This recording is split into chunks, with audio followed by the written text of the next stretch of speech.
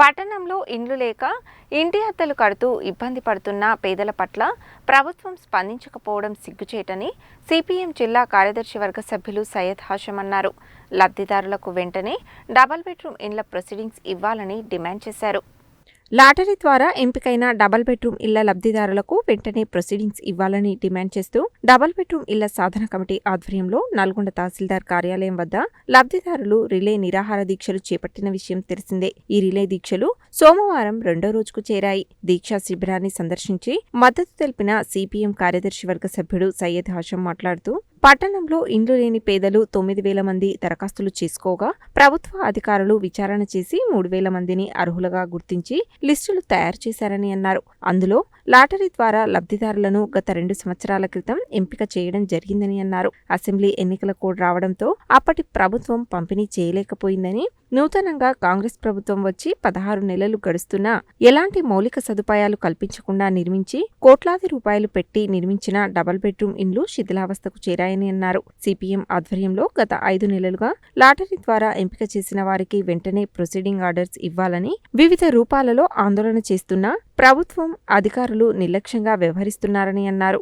5 రోజుల దీక్షల అనంతరం అధికారులు స్పందించని యెడల లబ్ధిదారులతో డబుల్ బెడ్రూమ్ ఇళ్లను ఆక్రమింపజేస్తామని హెచ్చరించారు. ఈ దీక్షలలో సిపిఎం పట్టణ కార్యదర్శి దండంపల్లి సత్తయ్య, డబుల్ బెడ్రూమ్ ఇండ్ల సాధన పోరాట కమిటీ కన్వీనర్ ఔట రవీందర్, పట్టణ కమిటీ సభ్యులు అద్దంకి నరసింహ పాల్గొని సంఘీభావం ప్రకటించగా సిపిఎం పట్టణ కమిటీ సభ్యులు దండంపల్లి సరోజ, కోట్ల అశోక్ రెడ్డి, పోరాట కమిటీ సభ్యులు గంజి రాజేష్, ఎస్కే లతీఫ్, జాన్బీ, పగిళ్ల శ్రీను, జలంధర్, జయమ్మ, వెంకటమ్మ, లాజర్, పక్కవెన్నెల, యాదమ్మ, శ్రీను, రేణుక తదితరులు పాల్గొన్నారు.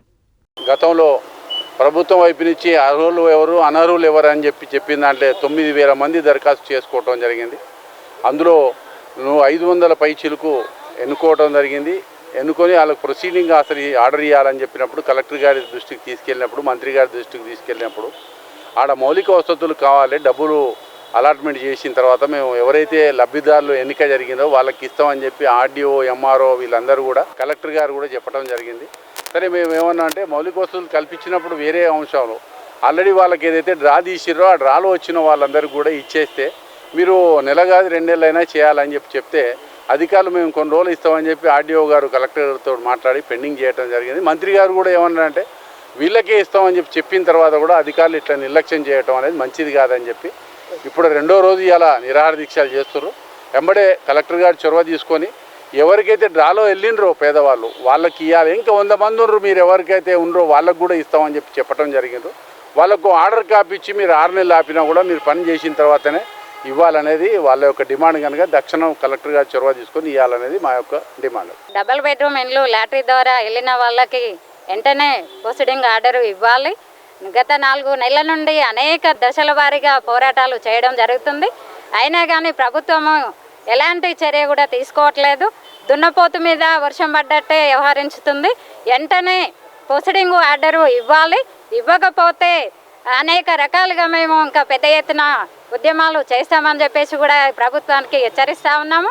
అట్లాగే ఇప్పుడు డబుల్ బెడ్రూమ్ ఇండ్లు ఇస్తా అని చెప్పేసి కూడా ఎంఆర్ఓ ఆఫీస్ ముందు, ఆర్డీఓ ఆఫీస్ ముందు ఎన్నో రకాలుగా మేము పోరాటాలు చేసినా ఏదో మాటలు చెప్పడము, డేట్లు చెప్పడము దాటేసుకుంటూ పోతున్నారు తప్ప వాళ్ళకు ప్రొసీడింగ్ ఆర్డర్ ఇవ్వట్లేరు.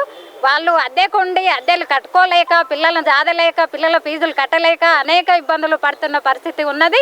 వెంటనే ప్రొసీడింగ్ ఆర్డర్ ఇవ్వాలి. ఇవ్వకపోతే మేము ప్రభుత్వానికి ఇంకా పెద్ద ఎత్తున మేము పోరాటాలు చేస్తామని చెప్పేసి కూడా ఈ సందర్భంగా తెలియజేస్తాం.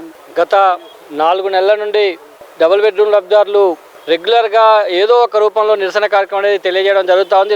కానీ ఈ యొక్క జిల్లా అధికారులు, మండల అధికారులు ఎవరు కూడా రెస్పాండ్ అవ్వట్లేరు. వెంటనే వారికి ఇవ్వాల్సినటువంటి ప్రొసీడింగ్ ఆర్డర్లు ఇవ్వాలని చెప్పి కోరుతా ఉన్నాం. ఈరోజు రెండవ రోజు నల్గొండ ఎంఆర్ఓ కాలేజీ దగ్గర నిరాహార దీక్ష చేపట్టడం అనేది జరుగుతూ ఉంది. ఇప్పటికైనా అధికారులు స్పందించి వాళ్ళకి ప్రొసీడింగ్ ఆర్డర్లు ఇవ్వకపోతే లబ్ధిదారులే స్వతహాగా ఆ యొక్క గృహాలని వాళ్ళే స్వాధీనపరచుకునేటువంటి అవకాశం కూడా ఉంటుంది. కాబట్టి అధికారులు స్పందించాల్సిన అవసరం ఉందని చెప్పి తెలియజేస్తాను. లేని ఎడల స్వాధీనపరచుకోవడానికి కూడా మేము సిద్ధంగా ఉన్నామని చెప్తా ఉన్నాం.